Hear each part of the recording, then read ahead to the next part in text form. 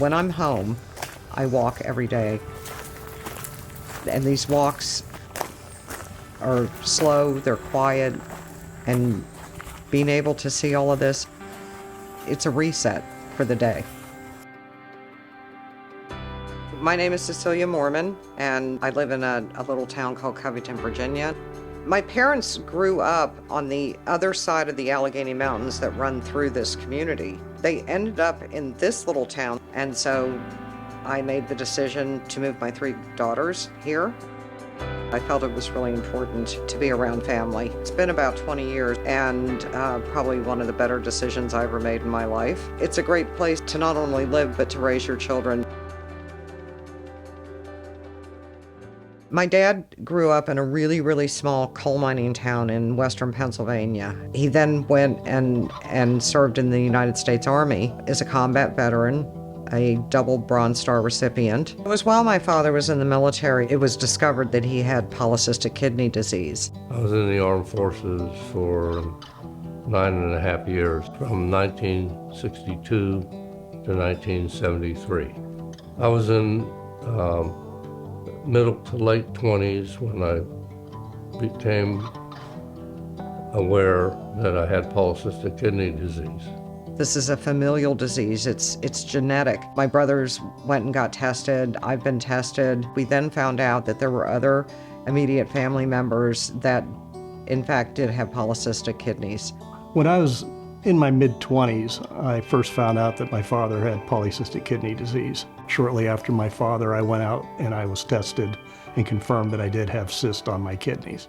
So at the time that this was discovered, it didn't affect my quality of life. It was very gradual to the point where treatment was recommended and required. It's a disease that takes a long time to progress, but I did reach a point when I was in my late 40s where it was starting to become a major problem for me.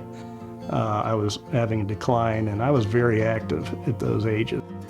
I had 3 boys, we were raising a family, plus I was very busy at work. I was on dialysis for a few years. 2 of the nurses, dialysis nurses, were very informative and very forceful about getting on a list to get a transplant. And it was just a matter of weeks. We had to go to Baltimore to have the transplant. You get an injection that makes you go to sleep, and voila, you wake up and you've got a new kidney. You know, it's like a miracle. Eventually I found myself on dialysis and having to make those hard decisions on how I was going to manage this critical disease. And the one thing I learned from my father and my sister is get on a list. I definitely wanted to pursue a donor kidney, so I got myself on the list. It's been over 20 years since I had this transplanted kidney, and my life has changed tremendously back to what I would consider a normal life, and I just cannot be thankful enough. He is now 83. He has had that same kidney now for 23 years. He is here with us. He's here with his family because he got transplanted. I did get a call in January 2020. They called, I believe, in the evening and said, "We have a kidney available. It just came in. Can you be here at 3 tomorrow morning?" And I told them certainly I would be there, and the rest is history. I've been in nephrology nursing now for going on 18 years. Came to U.S. Renal Care about 6 to 7 years ago. Our organization has prioritized transplant. In my own family, I have seen the profound difference that a transplant has made, not only in the life of my father, but also my brother. With the donor kidney, I have a lot more energy. I'm healthy. I'm lifting weights.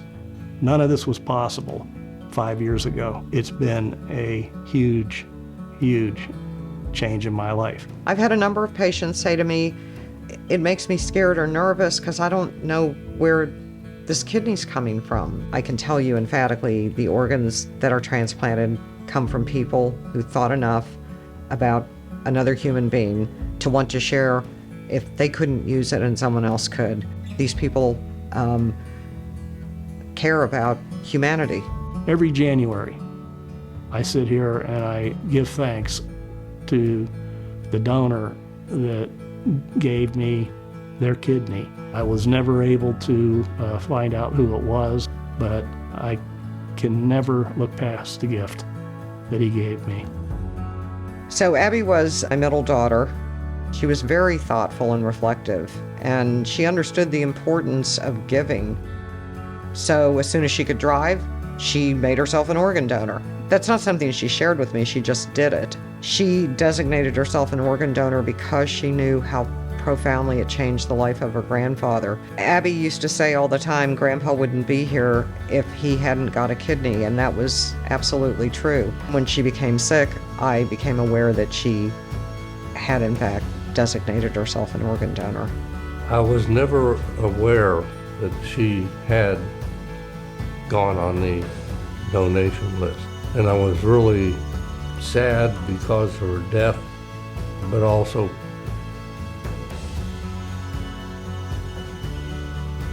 proud that she gave life. Think about her often.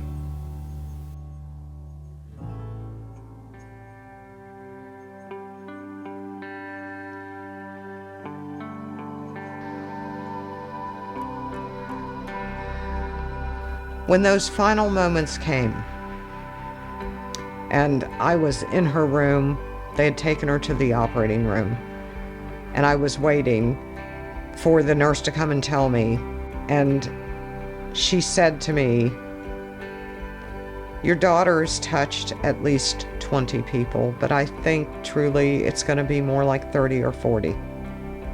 She died December 12th. 13 days before her 20th birthday. And so she touched the lives of many, many, many, many people. And I want patients to understand that this is where organs come from.